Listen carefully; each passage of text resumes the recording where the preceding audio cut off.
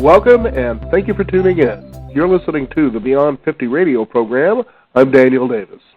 On the program today, we're going to be discussing what it means to discover one's authentic self. We tend to discover that when we go on this particular path, many people tell us what they think our immortal self is, but the fact is we know inherently deep inside what it is if we just did a little bit of digging. Also, if we had the right kind of tools, we might even get there a little faster, so that way we could spend the time to allow it to open up and discover a life that would just simply astound us. On our program today, we're joined by acclaimed author of The Secret of Letting Go, The Essential Laws of Fearless Living, and more than 35 other major works which have sold more than 1 million copies in 18 languages worldwide. He has been in more than 400 television and radio shows, which also includes the Beyond 50 radio show as well. And he is also the director of the Life Learning Foundation, the nonprofit self-realization school, which is located in Oregon. His popular key lesson emails are read each week by more than 250,000 subscribers in 142 countries, and his work is widely endorsed by doctors, business professionals, celebrities, and religious leaders of all denominations. Which really all that means is he seems to have a pulse on what we all really need to do, the kind of work that will get us to the secret of our immortal self, which is his newest book. I'd like to welcome to the Beyond 50 radio program today our guest, Guy Finley. Guy, welcome back to the Beyond 50 radio program. Hi, Daniel. I'm glad to be with you. Nice to hear your voice again.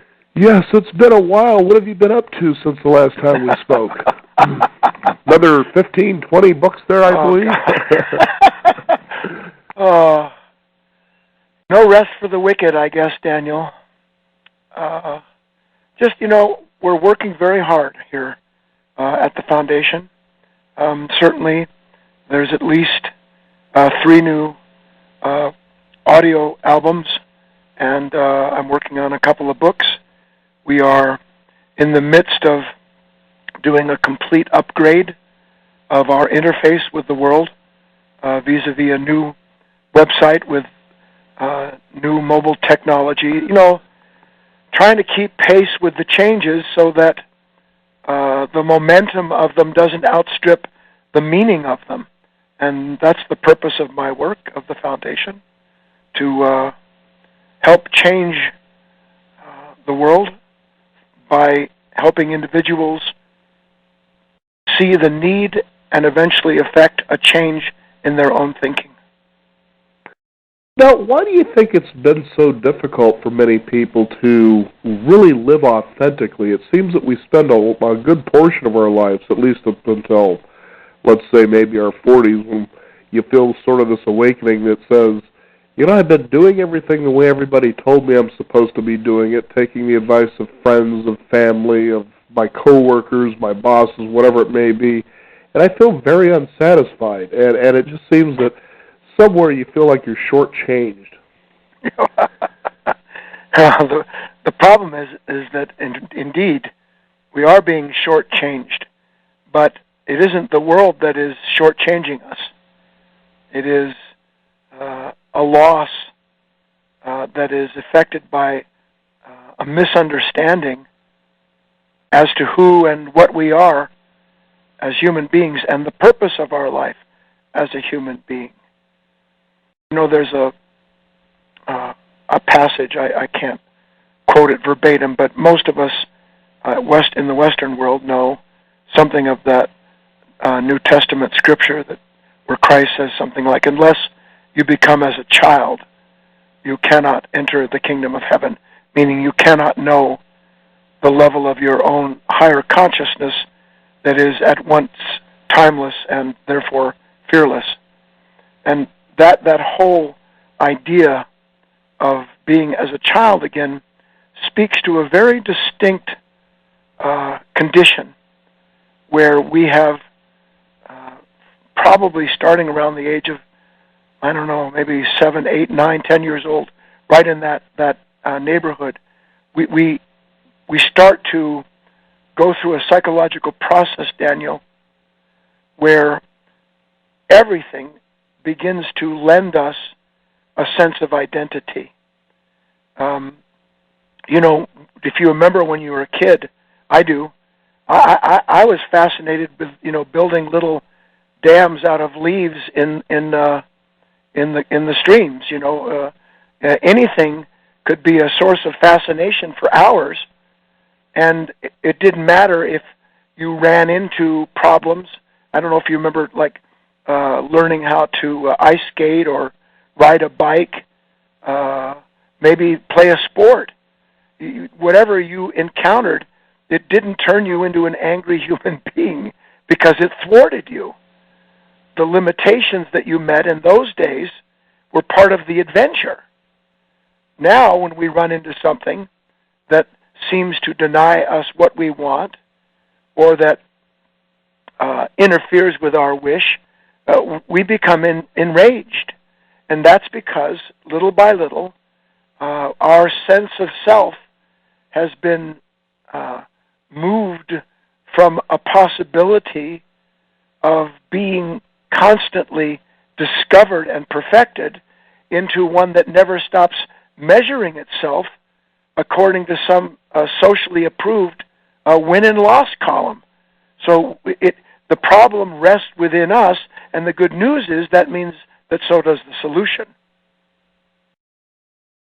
I think that's so true, too, and it's interesting that you talk about this because we decided a couple of years back to find a service where we could actually work at building our own website, just mainly so we could come to understand how to do all this.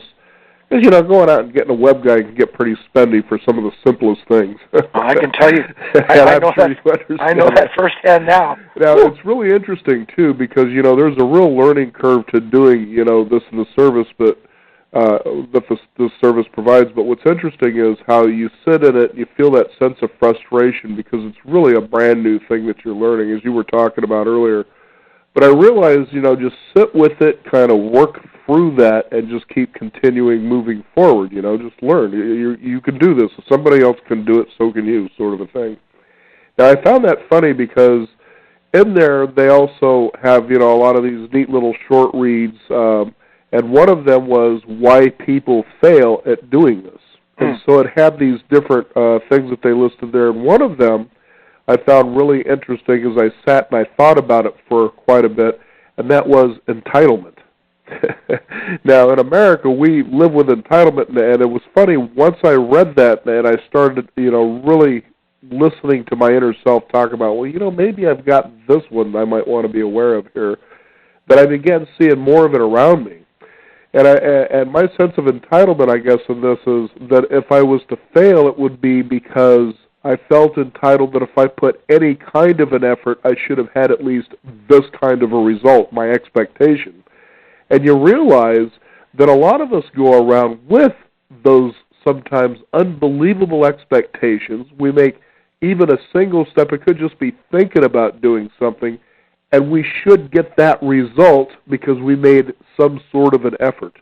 Yeah. That's what I think tangles a lot of adults up as well. This is a good comment, and it segues well into our topic of this immortal part of ourselves. Look, what you just described is, and you can correct me if I've summarized it poorly. I undertake something new, and the reason that I undertake something new is because part of the anticipation of the effort is the outcome is going to improve my life, my relationship with the world in some way. Is that a good summary? Very reasonable, yes. All right. Now, what that means is that I undertake this objective, and part of the stimulation, part of the motivation for undertaking it, is I'm already connected to a sense of, boy, things are sure going to be better, therefore I'll be better, therefore my life will be better, and everyone's will, because of what's going to take place once I get to this point in time where I've achieved what I've imagined. Now, in the world, that's fine, Daniel. That's how it works. We can call that physical progress. But in the spiritual world, in the psychological world, the minute that I have become identified with an outcome, I have literally set into motion everything I will meet that will frustrate me. Because in one sense, I've already put in my psychological bank who and what I'm going to be, the well-being that's on its way, and therefore, banking on that, anything that gets in the way now becomes an enemy and a source of frustration. So what I teach, what I'm working with, is the idea that far more important than being captured in the painful cycle of imagining some positive outcome only to be punished by the inevitable challenges and barriers that come between myself and that imagined, and let me be clear, between that imagined outcome which cannot be separated from an imagined identity. Do you understand that, Daniel? Absolutely. So that this imagined identity, its demands, are what actually darkens my day when things don't go well. Not that things didn't go well, but that my sense of self is literally threatened by the fact that I don't understand this material. Whereas, the difference is that we can begin to use life not just to produce what we would, to make things better through practical ends, through attending to what will improve us, but to realize that our life is not solely about achieving an end, but about realizing and discovering the level of ourselves that can actually be made to suffer over encountering something that challenges its own imagined outcome. Then life becomes truly profitable. Do you know, Daniel, the original meaning of the word profit? No, I don't. So, almost no one. I didn't, not until a couple of years ago. The original meaning of the word profit, P-R-O-F-I-T, means to ascend to another level of being. That's what profitable means in its original, meaning the old languages. To rise above oneself. That's what makes one profitable. Isn't that a different interpretation?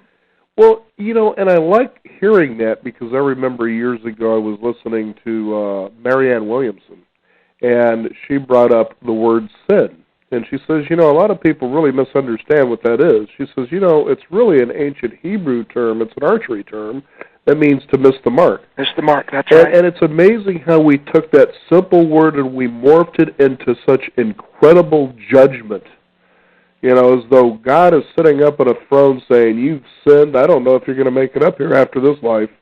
And how they were able to do that. But once you find what that meaning is, and you realize, geez, I sinned because I simply thought I should have went this way, and I did, but I missed the mark, and it didn't turn out this way. Yes. Maybe I could correct my direction here, and go this way. That. I like the connection, Daniel, because what we're saying, to be clear, is that we miss the mark, i.e. sin, in those moments when we identify with the idea of a sense of ourself at peace to come, instead of being in the place where we can see the level of ourself that's producing the disturbance. So that instead of running towards a time to come when the victory is at hand and we feel like we've become something special, the real victory is the awakening to the nature that feels it's only as valuable as conditions permit, as people agree it is. Then we see, I've missed the mark. I've identified with a part of myself that has a place in time in terms of practical work, but I've missed the mark because I've taken that sense of myself to be me, and it isn't I. It belongs to a lower level of my own nature that as long as I identify with it unconsciously, I will suffer the negative outcome. Interestingly enough, the pain of that outcome is the indication that I've missed the mark. In today's world, Daniel, most men and women feel that their stress and anxiety is the proof that they know what the mark is. Isn't that the truth? Yeah, it is. And it's so funny, too. I remember, as you really come to embrace what you talk about here, the secret to your immortal self, is that it reminds me of a guest I had about 2 years ago, and at that time I was going through quite a bit, it seemed like. There was a day where both my wife and I got up and said, how much more can we take? And I know we all go through this at different levels, and it was funny because as I talked with her, and there was a part in her book, because really when all this was happening, I felt like a transcendence was also occurring as well, and a different understanding of the world, how it works, and my place in it.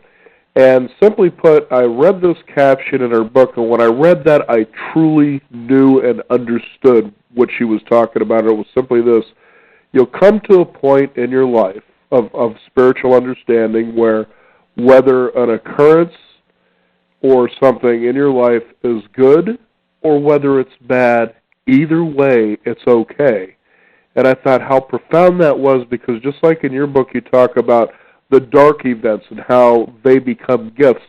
I remember on Christmas Day, my wife and I were having this really interesting conversation, and we talked about fear, and I said, I think what fear really is that gift coming to you saying, these are the things that if you come and you face me will build the necessary strength you need to move in the direction in your life that you should be going.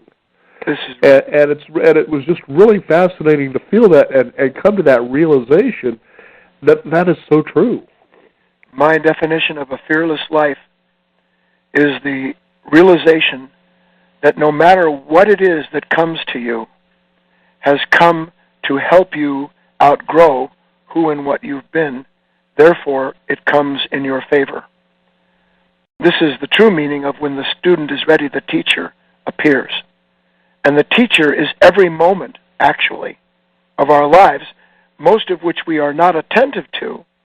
But when the unwanted moment comes, to realize it has not come as a punishment, but as an invitation to awaken in that same moment to the part of yourself that has outlived its usefulness.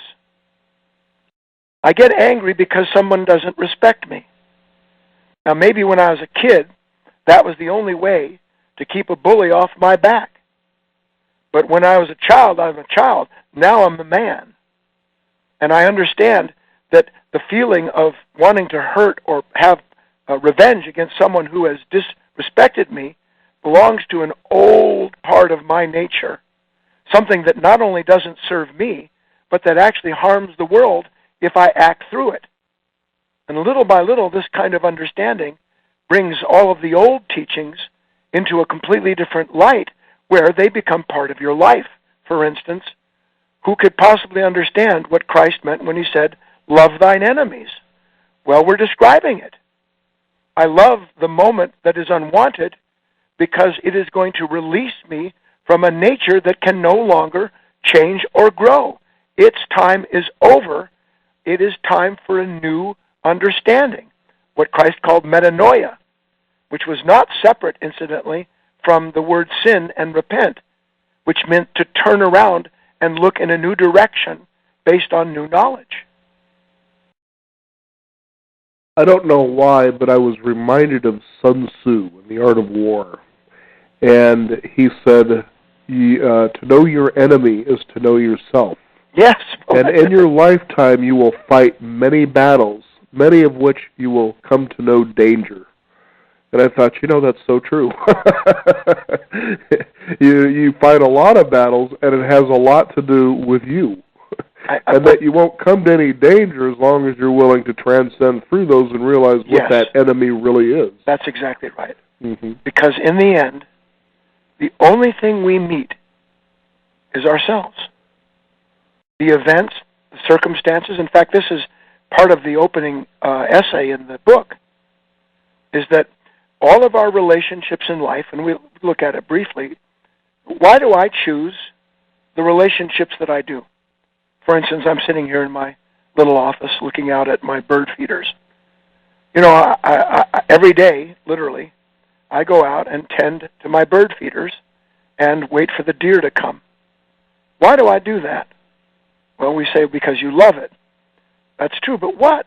What is it that I love about that? What is it that I love about taking a walk through nature? What is it that I love about having a meaningful conversation with a loved one? What is it that I love about a moment that I don't want? And the answer is this. It is through our relationships that there are parts of ourselves that ordinarily we're asleep to that we couldn't know without that relationship. When a deer comes up to me that I've hand-raised, more or less, and we sit there and she's still tense, ready to jump, but she trusts me enough to come get the peanut out of my hand. That moment in direct contact with wildness, I get to experience a part of myself, a part of my own consciousness, that is a reflection of that creature. And without that creature right there, I'm not awake to, let alone have a feeling of that unbelievable aspect of nature. So the relationship that I'm in any given moment is, in fact, a source of revelation of my own consciousness. To begin to understand that our relationships serve as revelation of our consciousness sounds great when it comes to beautiful things, but it holds true on the flip side. When something happens that we don't want, some wild man or woman is rude or unkind, in those moments we are also standing in a relationship where the impression being given off by the event or the person has the very precise purpose of revealing to us aspects of our own consciousness we would not know without that moment unfolding as it does. Can you see the advantage in understanding something like that, Daniel? Not only that, but, I was just thinking of an incident, and when I was riding on the Max, which they have in downtown Portland, Oregon, kind of a streetcar, and I was going to take my dog on, and there was this lady that decided to talk with the operator about the dog. Yeah. What is your policy about having dogs and this and that and the other? And she wasn't talking to me. She was talking, of course, to the operator. Well, she was letting you know of her displeasure. Right, but here's what unfolded is what actually happened is that I heard this and I said, well, if you'd like to, even though when I was saying this, I was irritated. And I said, if you'd like to, I can move to another car. And she says, well, I wasn't talking to you. And I said, well, no, you were talking about my dog, and that seems to be a problem for you, and I'm willing to go down here and move. And it continued, and the more she talked, the more I started getting upset. Right. And I started sticking it back to her, and I really stuck it back to her after a while. Well, let me say, Daniel, let's go ahead and unfold this just for a second here. Now, what was interesting was, as I went away from her and I sat down, and I was more than a little bit, I was pretty furious about what had happened there. But then all of a sudden, something came in me and said, wait a minute, do you want to take a look at this from a different perspective? And I said, and I'm thinking to myself, sure. What caused me to get so upset about that? And I realized what had happened was I was going back to a belief that I held in childhood that everybody is going to dictate without my input what I should do, what my actions are. Sort of like in school, the teacher says, well, you're going to go and you're going to sit over here. And that's what was really coming out. Yeah. And at that moment, I realized the error of my perception there. And actually, as I got out the Max, I could see she was totally deflated. I had wasted her day. And I just mouthed to her, I said, I'm very sorry, because I realized what that was all about. I could have just not listened to her. I could have just walked away, yes. But I chose to react. But then I realized that was that gift, like yes. what you were talking about. Yes, and all I wanted to say is, and it's a fine line, but just for your inner work, when you say, I really let her have it, and then later I realized that was wrong to do. When I say I let her have it, it wasn't really I who let her have it. It was this old, useless nature. Right. And the real I, if you will, the immortal part, the part of us that has conscience, that won't hurt itself or anyone else, that's real I. So in our work, we always tend to try to move into a third person, well, Daniel really let her have it. And then I saw later that wasn't appropriate, because what you said is spot on. And in fact, perfect, because indeed, something in the moment revealed to me something I wasn't aware of at first. And that is that I'm still carrying with me that part of myself that's not going to let anybody tell me what's going to happen in my life. Right. And out comes this indignant nature. Well, that's not I. It's like an old pair of shoes that didn't get thrown out because somehow or other they hid themselves in the dark of a closet, but they're stinking up the closet. So to realize that is the beginning of withdrawing my usual sense of I from that familiar nature. That's how we change, Daniel, by recognizing and then releasing ourselves from these old aspects that are basically certain parts buried in our consciousness of which we have no awareness till the relationship reveals them. Then we become thankful for the relationship instead of rejecting them. Absolutely. And it's wonderful that from that point forward that you start feeling those, when you talk about relationships and people and circumstances, that as you feel that reaction coming up, that you pay attention and notice that. Yes. And that's a beautiful thing because you realize I'm about to react in this particular way. Yes. And I know that I'm not in reality. I've literally hypnotized myself in this moment, and I've taken away a multitude of potential outcomes of this moment just because of that. And it's a very empowering feeling when that you talk about that in The Secret to Your Immortal Self, that when people can come to know that, that 2, 3, 10-second pause before you open your mouth or react, just to notice that reaction you're feeling inside of your body, feel it, and then just kind of let it go and say, okay, now what's next?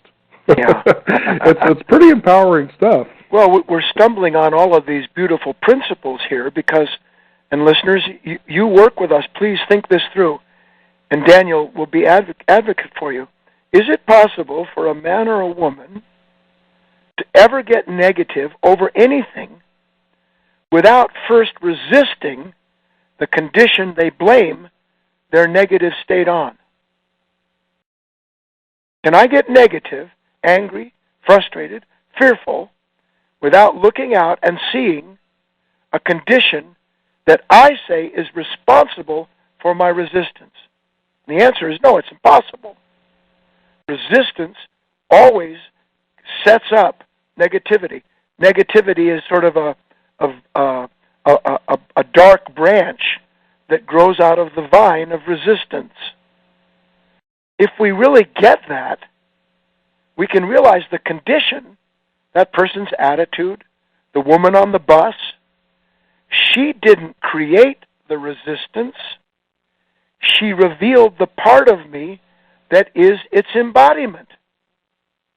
So I actually owe that lady a thank you, because I didn't know I was walking around with this old baggage that any time something bumps into it, turns into a Frankenstein or a monster.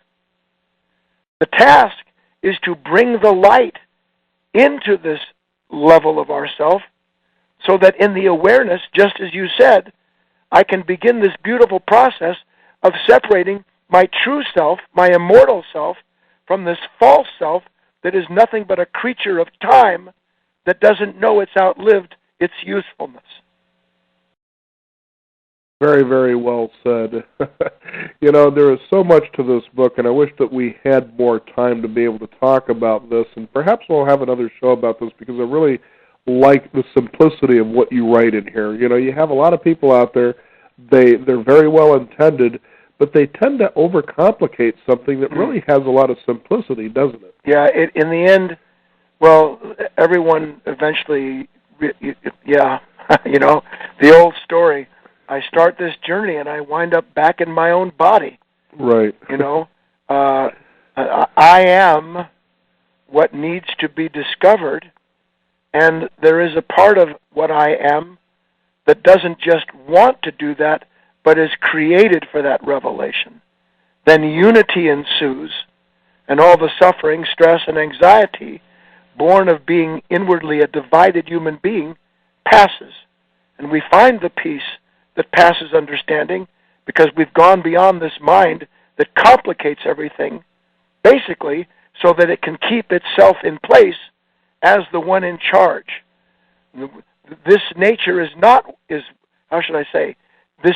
this lower nature presently is in charge, but it is not intended to be, and therefore we can find the path to liberating ourselves from its influence. Very well put, Guy Finley. It's been a pleasure to have you here on the program. Do you have a website that people can discover more, and how can they go about getting the secret of your immortal self? Well, there's a couple quick things, Daniel. Thank you for asking. Number one, listeners, I have a website. It's guyfinley.org, GUYFINLEY, www.guyfinley. And if you go there, right on the home page, there is a free starter kit. And it gives you 5 free downloads, a 60-minute MP3, the newsletter, the Wisdom Library, a free ebook, some wonderful gifts, no charge, nothing other than asking for it. Also, at guyfinley.org, you can spend, and Daniel will attest to this, years going through the free material. Isn't that true? Yeah, I mean years going through the free material. We are a true nonprofit organization, and everything we do is to bring this material into the world. So that's number one. Number two, The Secret of Your Immortal Self and all the books and audio programs are available in the store there. We sell everything at an unbelievably reasonable price. And if you want the Immortal Self book, you can get that, and it comes with some free gifts too. And I think it's maybe 80 cents more, 90 cents more than Amazon, but we give free shipping anywhere in the United States, so it compensates for that. So you can get any of the books, including Your Immortal Self, at guyfinley.org. You can just get the free starter kit at guyfinley.org, or you can just go browse the free materials. Either way, the key here is that if anything that Daniel and I have said has struck a note, take the new knowledge and act on it. It's what I call act knowledge. Don't just acknowledge what you know is true. Begin to live from it. Be willing to make these discoveries, and gradually the light that brings you these discoveries will see to a brand new path through life filled with new possibilities and certainly the promise of fulfilling your life as you know it's meant to be. Absolutely. Guy, thank you so much for joining us here on the Beyond 50 radio program. It's always a pleasure. It is, Daniel. I always enjoy our conversation. Very good. We'll look forward to the next time we talk. Happy New Year to you and to yours. Absolutely. We want to say a Happy New Year out there to our listeners out there. We want to thank you for joining us today. You can also discover more at Beyond50Radio.com. That is the number 50. We encourage you to subscribe to our weekly e-newsletter. And you can also follow us on Twitter at Beyond50Radio as well as Facebook. I'm Daniel Davis. Thank you for tuning in. This is the Beyond 50 radio program. And remember, live your day past halfway.